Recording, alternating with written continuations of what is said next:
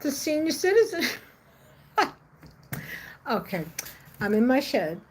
The shed that I was terrified to walk into because of PTSD and because it was my husband's space. And it used to be back there.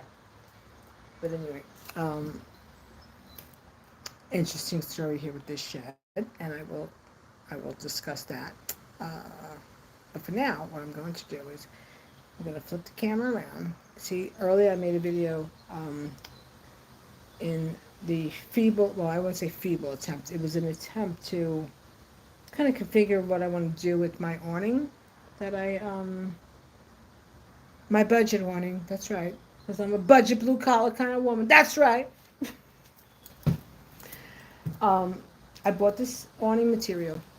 It was like, let's say $100.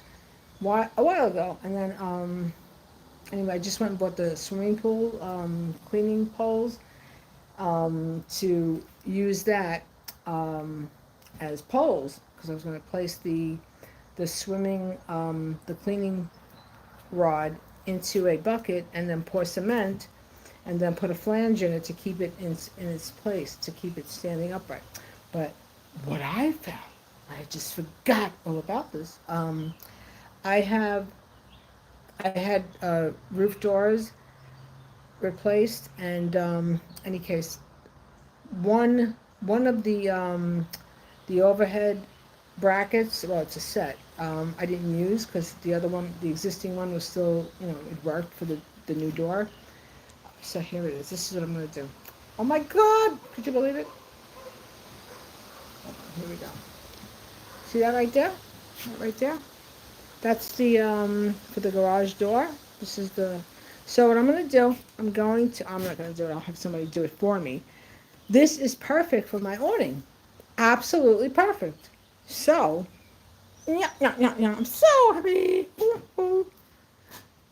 Always think engineering mind. Always work for what you got. Make it work. Make that bitch work. Um, yeah. So this is perfect, and it has my name on it, Patricia.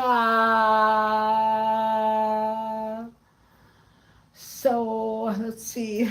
Let's see the height. Let's see the height. We don't have the height here. All right. So it's 12 feet. No, it's not 12 feet because the garage. No. All right. Oh. All right. All right. All right. All right. This is gonna work. This is gonna work. This is gonna be perfect. I got the grinder so I can have it's two. No, this is actually gonna work. Oh my goodness. Look at that. You're gonna improvise, improvise. My husband used to do that also. That's where we were very compatible. We always worked together. Like we did a lot of like projects, like just with stuff that we had here. And yeah, I miss him. But he's gone now. He didn't listen, never listened. So in my shed here, I had this thing. My husband had it loaded with all of his equipment and his tools. All right, he was a fitter, steam fitter. He was in that trade for about since he's a teenager. So he was like 55 when he passed away. Like 30 years worth of equipment. All right, and well, after he died, I went into a state of absolute like shock. I mean, I shut down. I functioned. I was showering. I was eating a little bit. But um, during that time, uh, his son wanted his stuff. Right? So I'm like I said, my head. I found him unalived, and it just blew my mind. You're talking about. I mean, I've seen stuff. I've seen a lot of stuff. I'm not going to talk about it here, not on this video. Violence. Yeah. I've seen stuff that, you know, that horror movies have been made of. Unfortunately, nothing that I wish I had to experience, but stuff that I saw. Um, anyway, I was out of it. Like, I was floating. I was like, I call it suspended animation. It's a state of mind where when you're in, after you experience something traumatic, you just kind of like, you're floating. you're functioning, you're cognizant to what's around you, but you're really like, you're trying to like process everything, and your head is like in a ping pong machine, like, and then spin cycle, spin cycle. It was a lot. Then I had to take care of everything. I had to go to the courts and all this and that. Any case, his son wanted his stuff. Now because I was in the state of mind I was in, yeah, go ahead. He came in here, took everything out of my shed. Everything. I said, yeah, take the tools. Like I said, I didn't walk in here until January. That happened. I was oblivious to what was gone because I was just not like, I wasn't watching him. I didn't have like a telescope to watch what this kid was doing. I was in my house. He came by one day with his son, and anyway, but when I tell you, after when you become a widow, in New York State, I didn't know this, which I knew, like I found out after. I was giving stuff to his son, and stuff that I didn't have to do, stuff that I didn't have to do, and because unfortunately my husband, he, he had a double life. He had a double life going on, and which I knew. He tells his family that we're divorced, that we got divorced, because I had filed for a divorce, but then he begged me to withdraw the petition.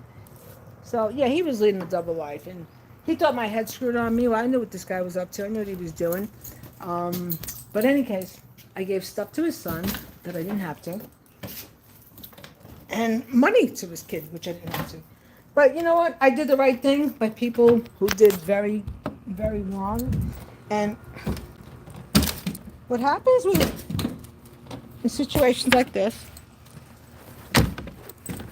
people who do that, they then, well, they just basically crap on their karma for as many generations that are going to come. Because when you do wrong to people that you shouldn't have done wrong to, knowing especially that the state he came here, when I met him,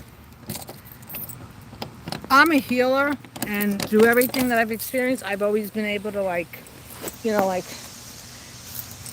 don't have a duck's ass. I mean, but in a sense, you got to be tough, and you got to let shit roll off, and you got to keep moving. But he came, when we met, he was going through a bad breakup, all this crazy stuff. Anyway, so basically, I saved him. Saint Patricia the Savior. Straightened him out. Not he was doing like, he wasn't taking care of himself. He was overworked and stressed the heck out. And my husband was 6'3". When I met him, he weighed about 170 pounds.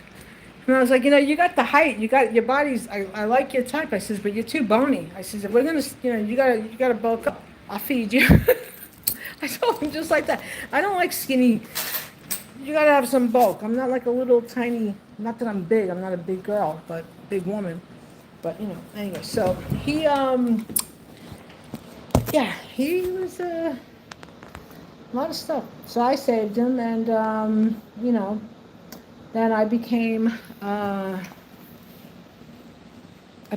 the mother. I became the mother. Yeah, the mother. He used to make fun of me and pick on me because his name was Mark, and I have a low tone voice. I don't have like a real loud, unless if I raise my voice. And I would call him, and men in your selective hearing, Mark, Mark, Mark, and then he'd be like, what? He's like, you're like a naughty girl, Mark, Mark. He used to break him. He was like that. But then I was like, all right, that's how you want to be? Okay, this is the mindset. You got the right one, because I'll run circles around you, and your head'll be in spin cycle if but anyway. Yeah.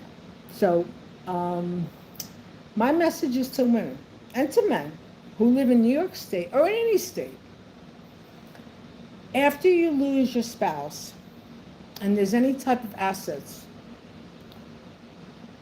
do not do anything for 1 year. Now, had I have waited, I wouldn't have given his son anything, because everything would have came out to light, all the nonsense that I knew was going on, but it just came, it was like point evident, all right? Point evident, with the highlighter, with the pointer going after he passed.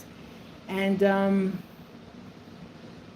wait one full year, and if there's anything that needs to be distributed, because if there's a will, he died with no will. So basically everything that it belonged to me. But anyway, like I said, I did the right thing. I gave money to his son, this man who was lying the whole time. And, well, gave his son my husband's truck, paid for that ridiculous RV, which, nothing against people who go RVing. It's a novelty. Give me 2 nights in an RV, I can manage. Maybe a week I can manage, but no, I prefer a hotel. And then me being a minority, like hanging out in the woods, we don't do that. I remember going to some campgrounds. It's happened a few times, right? Now my husband, he was white. What was he? Lithuanian, English, and German. And we'd pull up, he'd be driving, right? And, like, we'd have the reservations, everything would always be under his name. And we pull up, and they're all smiley, and then they see me. They see me, they're like, the face drops. Oh, one of them. Yeah, that's why the camping. I don't listen. White people enjoy camping. It ain't for me. I mean, I'll go to a campground, like I'll go hang out, like if but no. Hotel. You catching me in no freaking woods? Oh hell no. I mean, I love nature, but I don't do camping. 2 nights, that's enough. But anyway, I hope I inspired the masses with my story. And that garage overhead, they're gonna work. I'll make it happen. Because I do that. Anyway, I have to go now. I have some more projects to complete. Anyway, my dog would really help me, but she doesn't have any thumbs. She's old, my dog. She's older than me. Anyway, this OG is gonna go. Bye. I don't speak to people. I don't talk to people. Yeah, listen, I don't know who you are talking here with your ridiculousness, sweetie pie. Azalabelle, you know where you can go. Goodbye. Bye.